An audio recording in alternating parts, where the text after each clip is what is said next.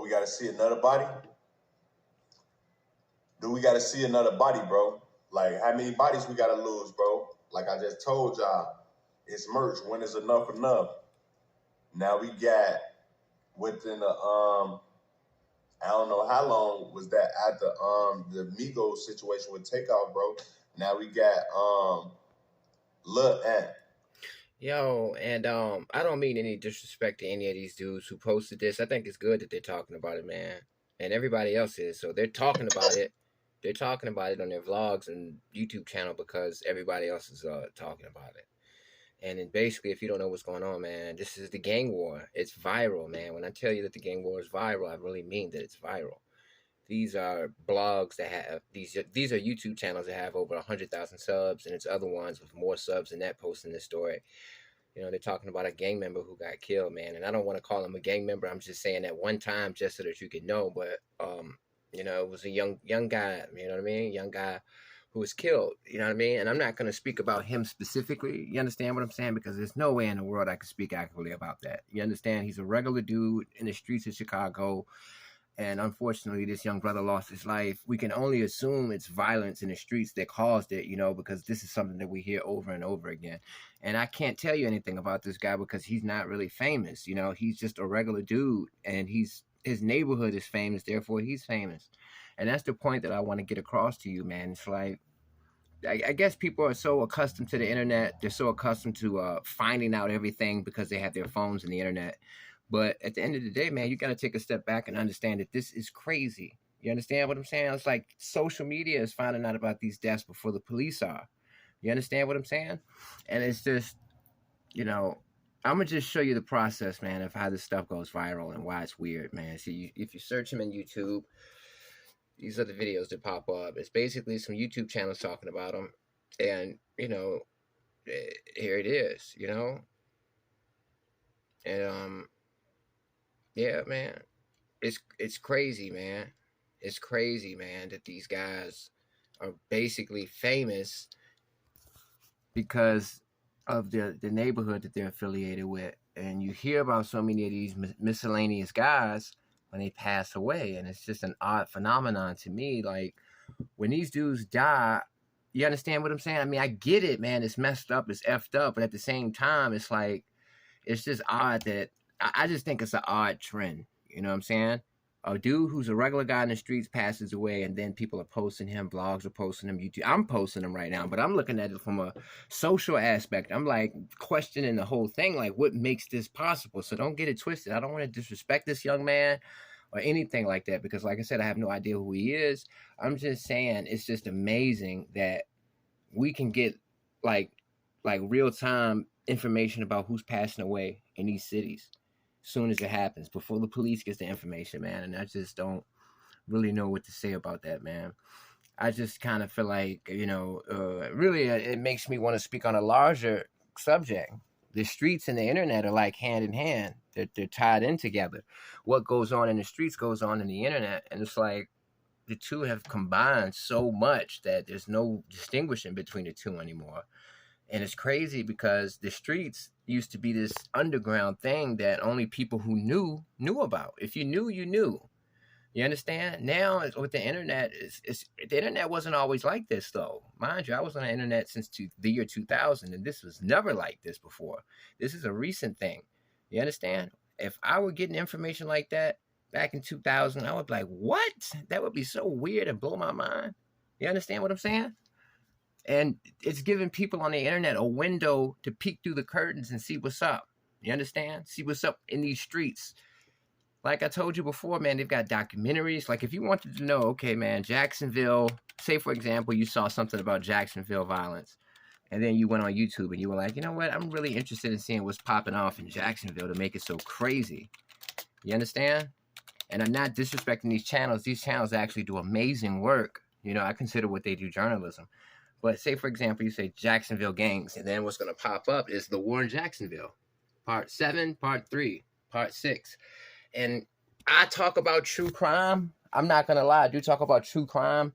But usually when I talk about stuff, it's like for a positive reason. First of all, I'm trying to steer the youth out the streets. I'm trying to influence brothers that they can do it too. They can get out the streets. And then on the other hand, it's like I'm speaking about it after it happened. I'm speaking about old cases, public record cases, anything from the public domain. I'm not talking about what's actually going on at this very moment in the streets.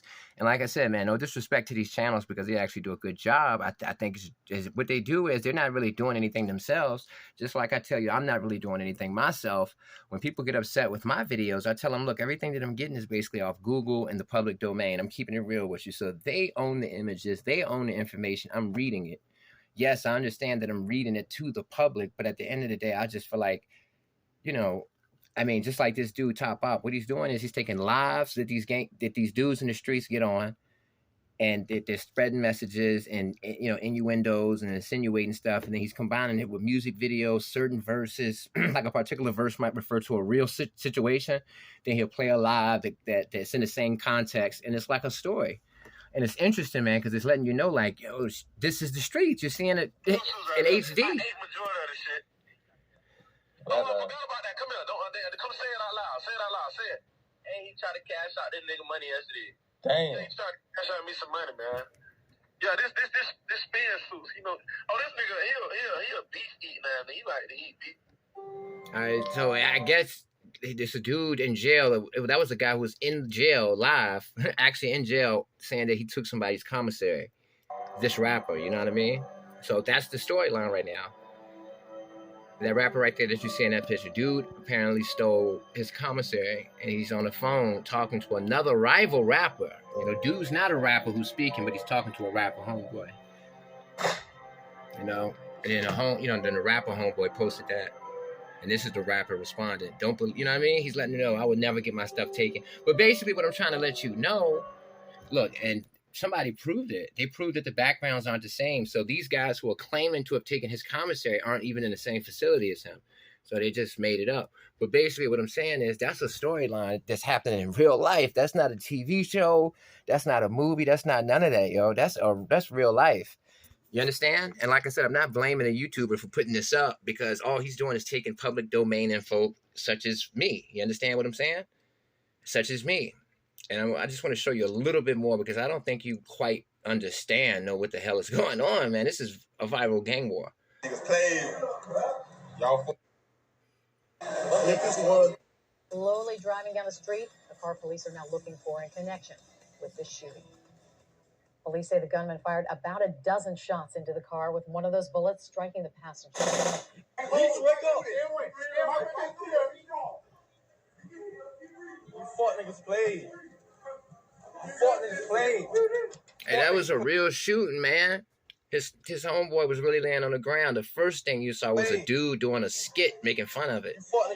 That was a real incident. You understand? That's a... and they trolling dude. The dude dude is driving his car and gets hit up with those fully automatic AK-47s, and he crashes into a rim shop. And then dude who's with him records it, and it's really happening. This is real. His homeboy just got shot. He's laying on the ground. People are trying to assist him medically. You understand what I'm saying? And he's recording it, and he's telling them, man, y'all messed up for doing this. And then the dudes who don't like him, they're mimicking him. They're creating a skit, but you know what I mean? Making fun of him. And I mean, this is real street stuff. You understand? Usually when Feds magazine came out, Don Diva and all of that, they were talking about crimes for the first time openly. You understand what I'm saying? They were telling you about what these kingpins were doing on the streets all over America. Maserati Rick, everybody. They were letting you know what time it was. But these crimes were 10 years earlier, 15 years earlier. So they weren't revealing stuff that was happening in the now. They were telling you stories that happened 10, 15, 20 years ago, profiling these big kingpins. White Boy Rick, Maserati Rick, you know what I mean? AZ, Alpo, Eddie Jackson from Detroit. You understand what I'm saying? Young Boys Incorporated from Detroit. You understand? The Bloods, the Crips. You know what I mean? Aryan Brotherhood. I mean, shoot. I mean, they're not profiling them in those magazines, but I'm just saying, whoever's official in the streets, they're gonna interview them and tell their story. But it was talking about the past. Now, And and I can't, and like I said, man, it's a market for this. It's a market for it. So it's just like people are interested in seeing this for entertainment value, but people aren't really looking at this like, okay, this is bad. This means we got to intervene and do something about society. And I think there's a bunch of suburban kids who like this kind of content, like this kind of music, and they're enamored by it. And that's why you can't expect them to look at it with a socially conscious mind. But I don't know. And like I said, man, I'm just letting you know that the gang war is viral, man. Everywhere, all the cities, man. How do you feel about that? How do you feel about the fact that we can get instant news about what's happening in the game world just like we get NFL stats, NBA stats on ESPN? Come on, man. Peace.